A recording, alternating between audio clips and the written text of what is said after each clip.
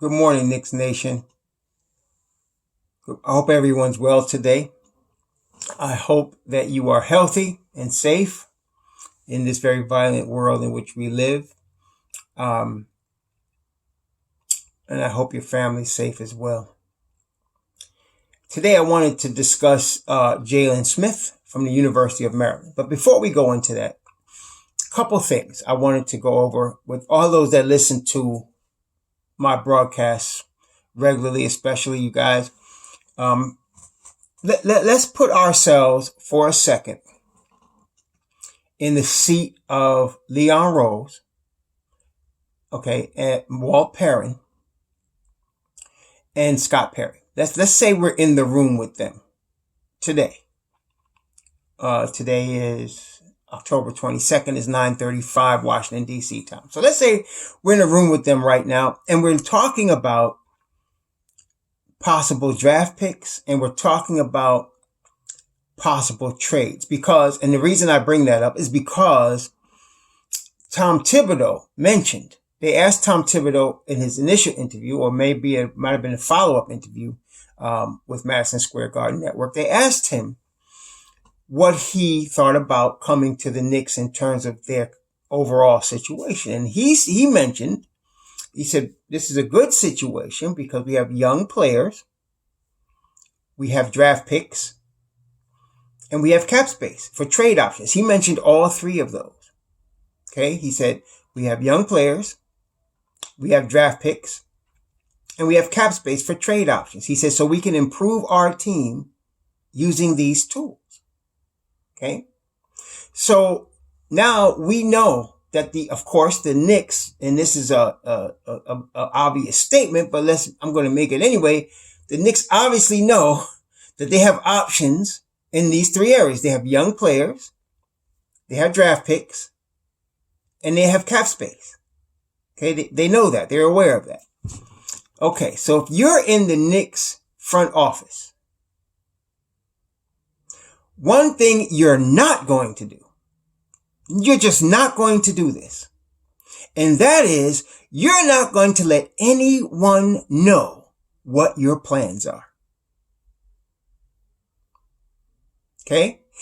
I mean, just think of yourself. You're in their office. You don't want the New York Post to know what your plans are. You don't want other teams to know what your plans are. You don't even want your own players to know what your plans are. So why do I say that? Because every single rumor that you're hearing is out of somebody's mind. Nobody knows what the Knicks are going to do. Every trade rumor, every draft rumor, we have no idea what the Knicks are going to do. So please, Knicks Nation, don't take anything from any of these rumors seriously. And there's two exceptions to this rule. Two only. If you hear Ian Begley say the Knicks are thinking X, Y, and Z, they are. Because he is the main writer for SNY, and he covers the Knicks and have been covering the Knicks for a long time. So when he hears something inside MSG, you can pay attention to it because it's from him. He will, if it's from some other outlet, he will say rumors from X, Y, and Z. You don't need to pay attention to that. If he says people inside the Knicks organization, X, Y, and Z, you can pay attention to that because this is Ian Begley, right? Second, if Adrian Wojnarowski says the Knicks are doing X, Y, and Z, they're doing X, Y, and Z. These are the only two people that will put out news that's relevant to the Knicks that's probably going to happen. Other than that, New York Post, at The Athletic, The Ringer, forget it. Because if you're the Knicks, you're not letting anybody know what you're doing. You don't let them know who you're drafting. You don't let them know anything. Now, you also have to remember, Knicks Nation, that agents and teams put out false rumors. Yes, they do. If I'm representing a player, that is acknowledged to be in the top 10. The higher to number 1 I can get my player drafted, the more money he makes. The more buzz I can create about my player, no matter where he's listed, ranked, the more buzz I can create about him, the more money he can make, and therefore, the more money I make. If I'm a team that's interested in a certain player, let's just say, for example, the Knicks were interested in, I'm going to just say the Knicks were interested in Obi Toppin. I'm not saying they are. I'm just using this as an example. Let's say what I would do is I would never say that in the media. I would put out any other player's name because I want other teams to draft other players so that I can get my guy. Do you understand? So I don't want Detroit taking Obi Toppin. So therefore I'm going to tell Detroit, I'm interested in Killian Hayes. I'm interested in trading down for Kyra Lewis. I'll put out all of these rumors so that I can get my guy dropping to 8. And if I'm the other teams, I do the same thing. So if you just picture it, if every team is doing that, you're going to get all kinds of rumors in all kinds of directions. And brethren, I think we see, right? That's what's happening. So what do we have? What we actually have is a couple of things. Every Knicks fan, every one of us in Knicks Nation has a desire of what we want from the Knicks in terms of who we want them to draft, who we want them to trade for, how we want our team to look. All of us have that. Okay? And so we have to separate what we want from what we actually think the Knicks are going to do based on what we know about the Knicks, what we know about the players, what we know about the roster, what we know about the coaching staff. Okay? And so for me, as I'm looking at prospects, I'm not going to talk about every single prospect in the draft. I'm going to talk about prospects that may fit on the Knicks according to me. I'm going to talk about prospects that the Knicks have an opportunity to draft, according to me. Okay? So I just want y'all to get that. So that every time you hear a rumor from Mark Berman at a Post or Philip Bondi or Frank Isola or any of these pointy heads that get paid a lot of money to talk about air, you could disregard it. Because the Knicks brass is, I believe, Walt Perrin, Leon Rose, Scott Perry are too smart to leak out what they're actually going to do. Okay? So that brings me to Jalen Smith and the Knicks sitting at 8 and 27 and 38. Jalen Smith, first of all, as far as, in my opinion, Jalen Smith is going to probably go in an area of the draft that we're not picking in. In Tankathon, he is ranked 19th. And I think that's a good spot for him. Any place from 15 to 20 is a good spot for him, which to me is one of the sweet spots of this draft. So the only way we get anybody that's really, let's say, between 12 and 26, let's say, because we got, well, put it this way, we got 8 and we got 27. So between 9 and 26, we don't have a draft pick there. And the only way we get a player in that range is if we trade for a pick or package our 2 picks to get a pick in that range, which I don't want us to do. Right now, the Knicks are in the asset accumulation business, the talent accumulation business. And to me, I'm combining that with the fact that Thibodeau wants to win. He understands he has a young team, but he still wants to win. I mean, he wants to win. He's probably thinking playoff winning team. Okay. So he's going to want to win. And you combine that with he knows he has a young team. So I'm not trying to trade away draft picks. I'm trying to use my draft. Unless there's a player in that 9 to 26 range that they like better than what they could get at 8. And that would be speculation. We don't know that that's the case. Like, I've heard a lot of people talk about Kyra Lewis. I don't see them taking him at 8. And again, Kyra Lewis is a very talented basketball player. He is. I wouldn't take him at 8, though. He's not one of the 8 best players in this draft that's going to help. Again, I'm looking for the Knicks to get at least 35 wins this season as an improvement, which would be a 14-game improvement over last season. Okay, I'm looking for that this season. If they do better than that, that's great. But I need players that are going to help us win 35 games this year. Number one. Number two, I think I've told you guys this many times. Tom Thibodeau has never started a rookie point guard. And he's not going to do it this year. There is no player in this draft, LaMelo Ball, Killian Hayes, Tyrese Halliburton, Kyra Lewis, that he's going to start at the point. He's just not going to do that. If I'm getting a point guard and I'm thinking, the point guards I like, I've already mentioned Tyrell Terry's the best shooter in this draft, but he's not going to be there for us at 27. I'm now, because of that, I like Malachi Flynn at 27, and I like Desmond Bane. I think Desmond Bane, I like him at 27, but I don't think he's going to be there either because he's moving up draft boards, because people are discovering that this guy could probably play very well at the next level. So I don't think he's going to be there. I think Malachi Flynn will be there.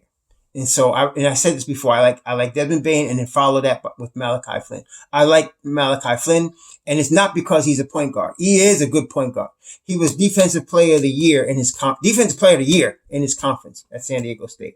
So he can defend on the NBA level, even at 6'1". Savvy passer and a tremendous shooter. I think he's going to be a surprise this year. I like Malachi Flynn a lot. So, but between 9 and 26, unless we trade into that area. And I'm thinking that there's a real possibility of us doing that, because we're going to trade. I'm pretty sure we're going to trade Julius Randle. He is not a stretch 4. He does not fit next to Mitchell Robinson. He does not fit next to RJ. And we really, if we're changing the culture now and we're looking to develop RJ Barrett, who is our, prime guy right now in terms of, he was number 3 overall last year. They got to put some time into to make sure we get it. So we need to create space for him. The spacing was horrible last year. Mitchell Robinson is staying. He's not going anywhere. So now you got $19 million Julius Randle. He's going to have to be moved because he's a backup 5.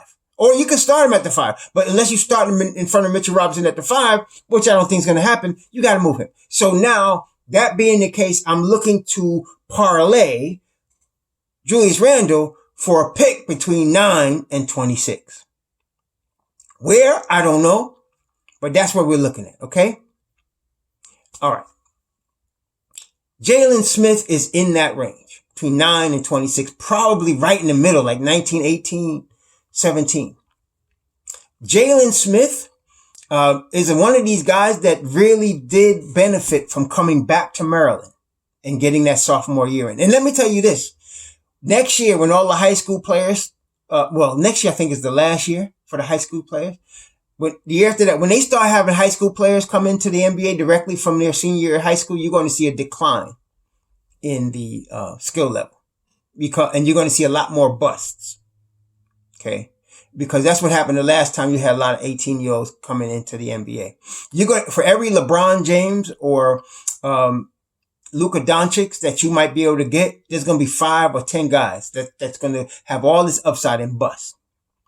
These guys that play 1 year freshman ball at a D1 school, and then some of them that come back like Jalen Smith did and played a sophomore year, they have a lot more polish. Than anybody just coming out of high school. Okay, unless you have Luka Doncic or LeBron James or Magic Johnson. Magic Johnson came out after his freshman year at 19, but at that time, he could have come out at 18 and being just as good because he's a prodigy like that, just like LeBron, just like Kobe, just like Luka. But obviously, look at how many of the guys I just mentioned. I mean, from 1979 to now, those are the really only ones that can come out at 18 and dominate. I mean, and be ready. Others have come out like J.R. Smith, and Lou Williams have come out of high school, but I think we would agree they did not dominate. they took time to develop. They become good players over time. Okay. Jalen Smith, that extra year really helped him. It really helped him.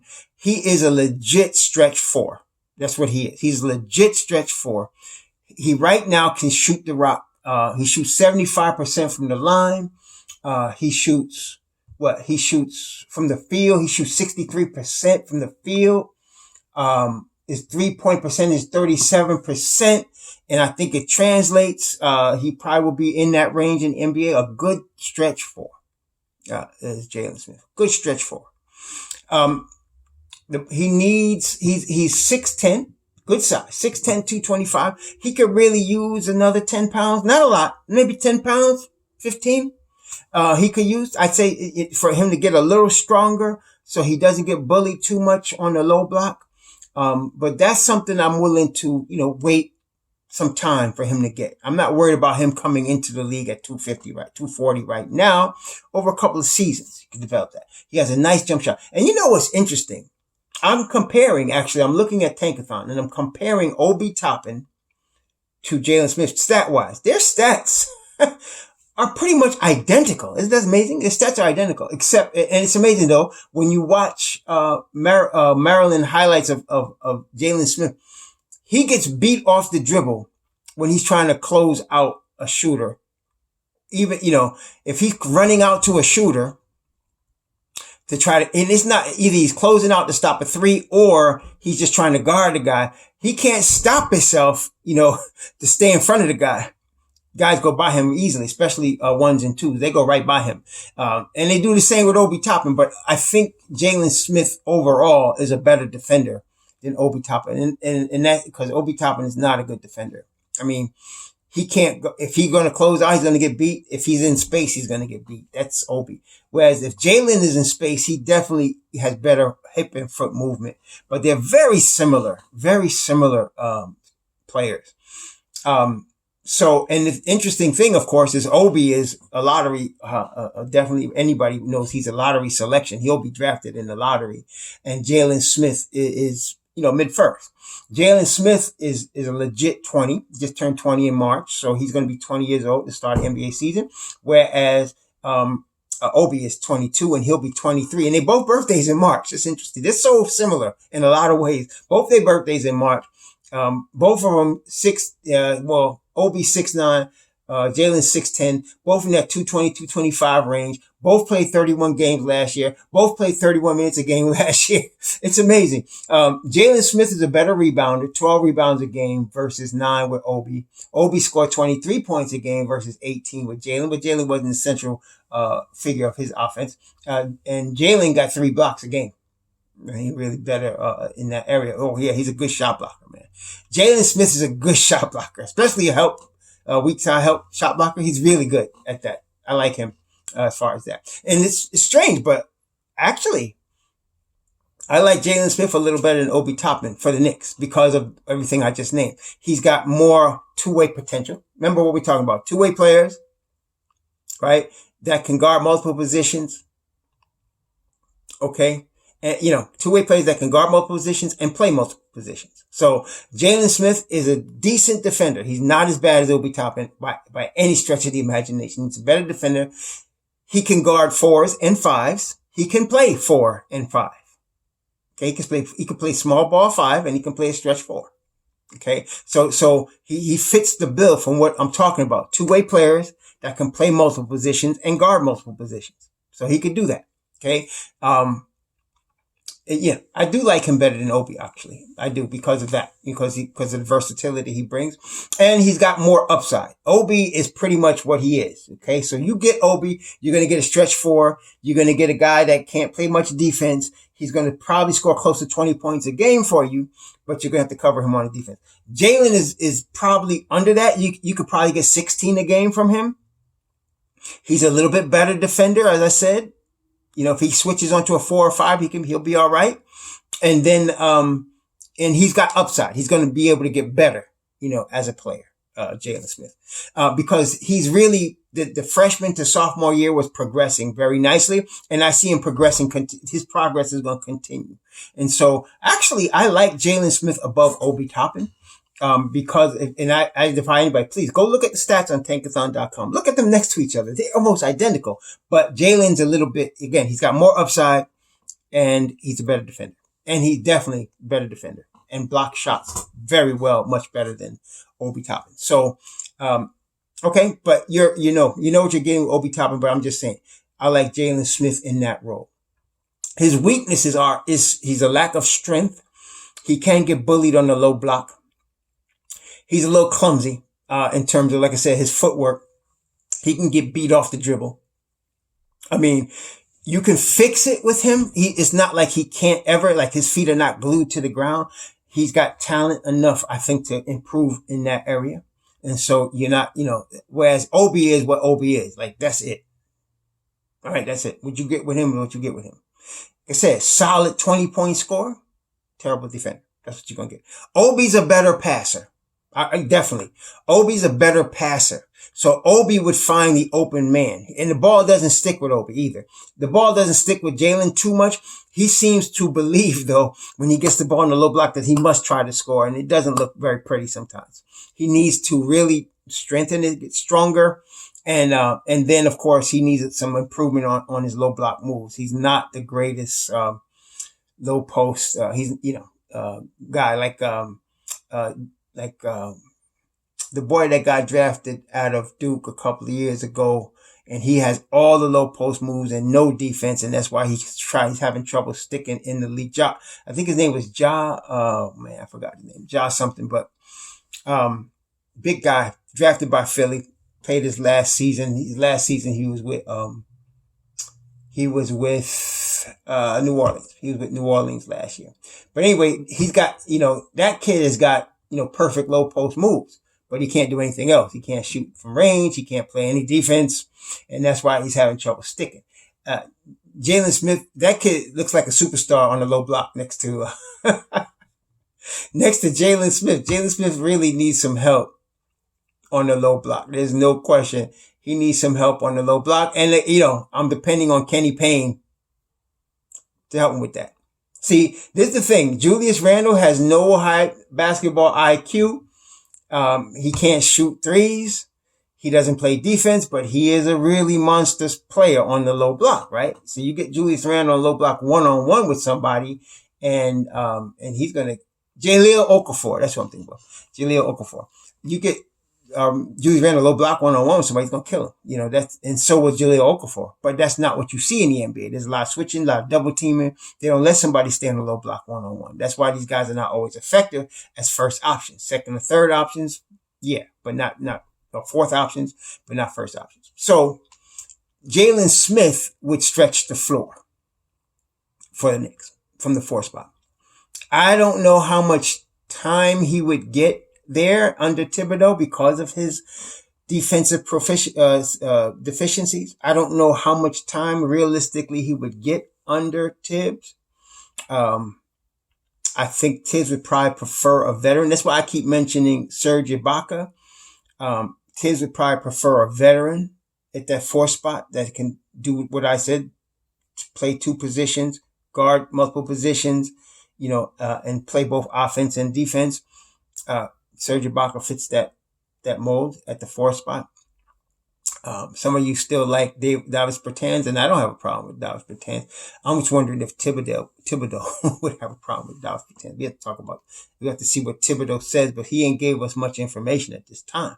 But he doesn't, Bertans does not to me appear to be a Thibodeau type of player because, again, his deficiencies on the defensive end. He's not a great defender.